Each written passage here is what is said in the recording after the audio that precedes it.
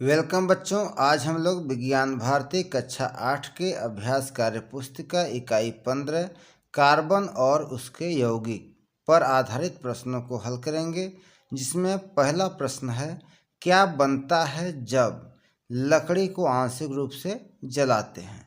तो बच्चों, जब लकड़ी को आंशिक रूप से जलाते हैं तो लकड़ी का कोयला बनता है, जिसे हम कास्ट चारकोल भी कहते हैं। ख जलते दिए की लौ के ऊपर उल्टा चम्मच रखते हैं। तो जलते दिए के लौ के ऊपर जब उल्टा चम्मच रखते हैं तब जो है लैंप ब्लैक बनता है, जिसे हम कालिख या काजल भी कहते हैं। ठीक है। ग चीनी तथा सांद्र गंधक के अम्ल सल्फ्यूरिक अम्ल को मिलाते हैं तो क्या बनता है। तो शुगर चारकोल बनता है, जिसे कैरामेल भी कहा जाता है। ठीक है।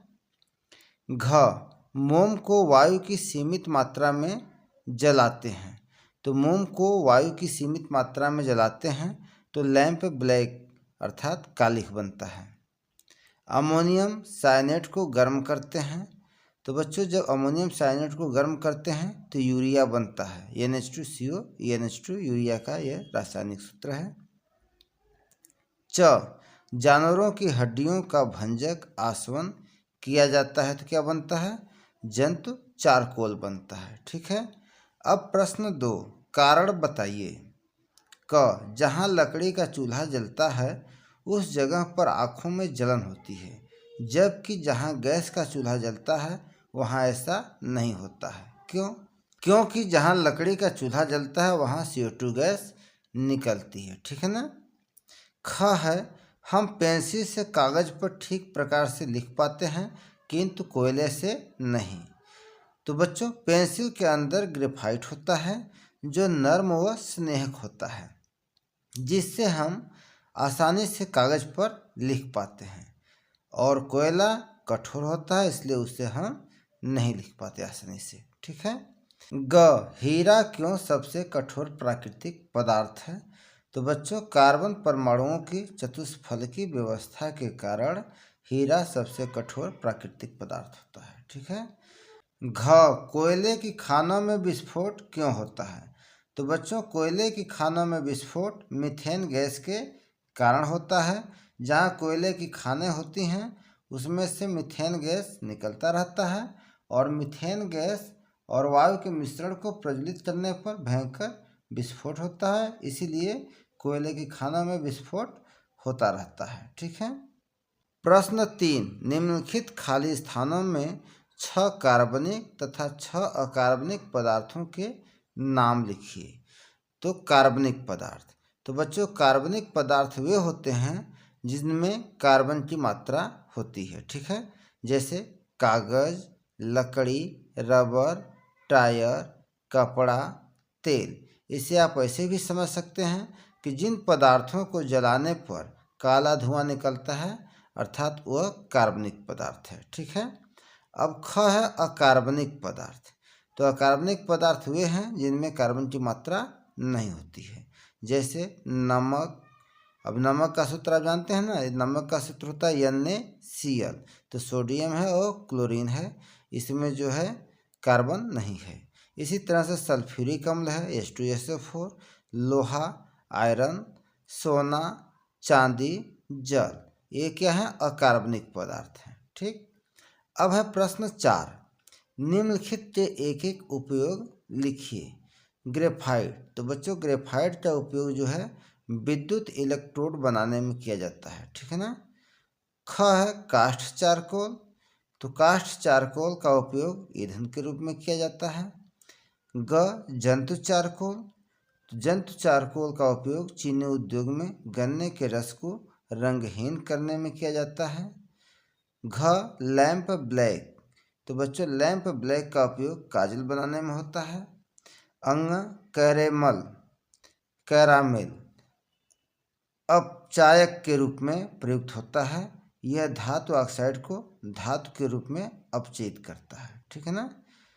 च हीरा। तो बच्चों, हीरे का उपयोग कांच को काटने तथा धातुओं में छेद करने के लिए होता है।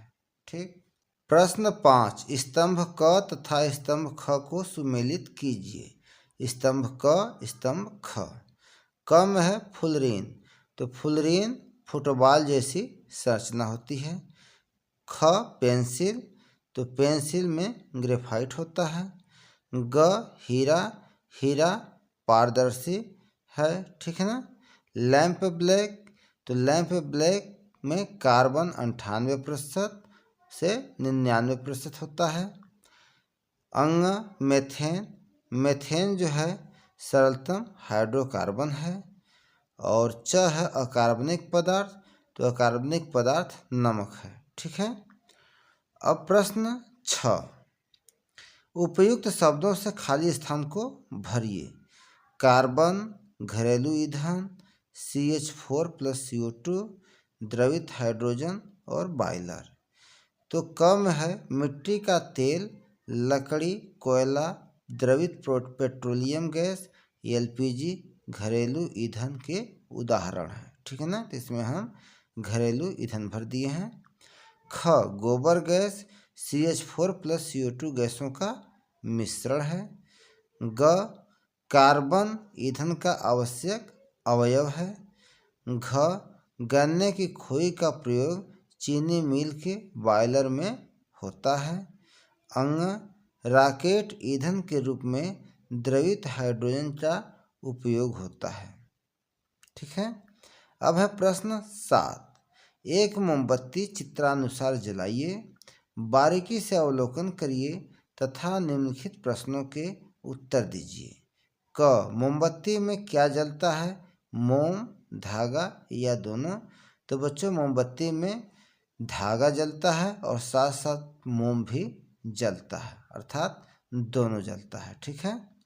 ख मुख्य रूप से जलने वाला पदार्थ किस अवस्था में होता है, ठोस, द्रव अथवा गैस।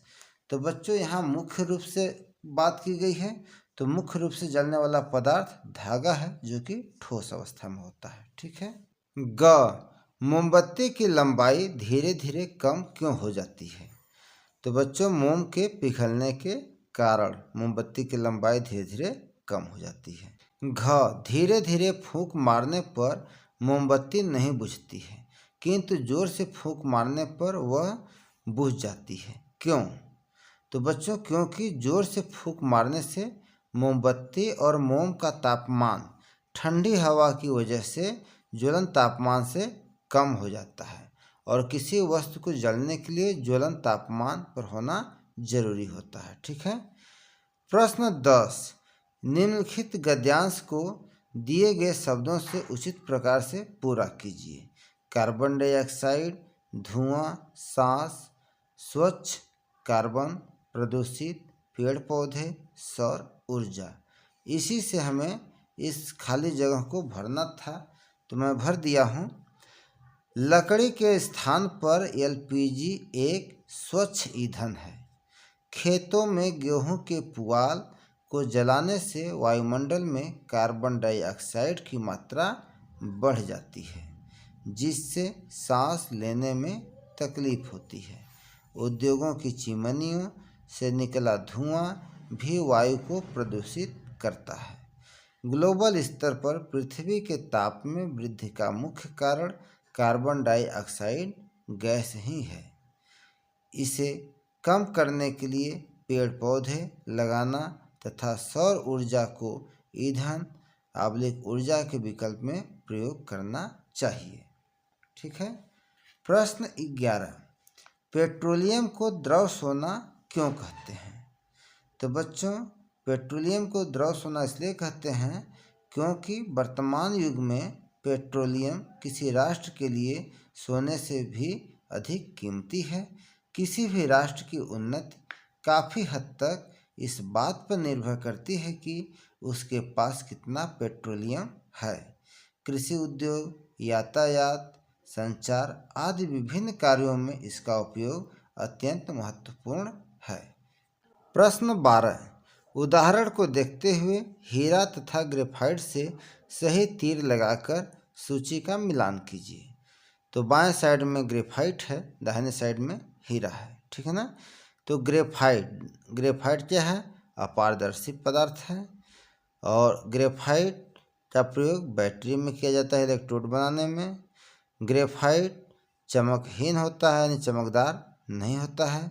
ग्रेफाइट मुलायम होता है, इसका प्रयोग पेंसिल में किया जाता है लिखने के तौर पर, लिखने के लिए। और ग्रेफाइट द्विबीमी संरचना होती है, ठीक है। इसी तरह से हीरा एक कठोर पदार्थ है और हीरा चमकदार होता है। हीरे से आभूषण बनता है। हीरा त्रिविमी संरचना होता है और हीरा पारदर्शी क्रिस्टलीय प्रूफ होता है, ठीक है ना। प्रश्न 13, ज्वलन ताप के संदर्भ में स्पष्ट कीजिए कि किस प्रकार कागज के कप में जल गर्म कर सकते हैं। तो बच्चों, कागज के कप में जल गर्म कर सकते हैं, ये सही बात है। ऐसा इसलिए होता है कि पानी कागज को दी जाने वाली गर्मी को अवशोषित कर लेता है। इस वजह से कागज का तापमान उसके ज्वलन तापमान तक नहीं पहुंच पाता है और कागज नहीं जलता, ठीक है। तो बच्चों, इस तरह से आज हम लोग इकाई 15 के प्रश्नों को हल कर लिए हैं। फिर मिलेंगे नेक्स्ट वीडियो में। तब तक के लिए आप सभी को बहुत बहुत धन्यवाद।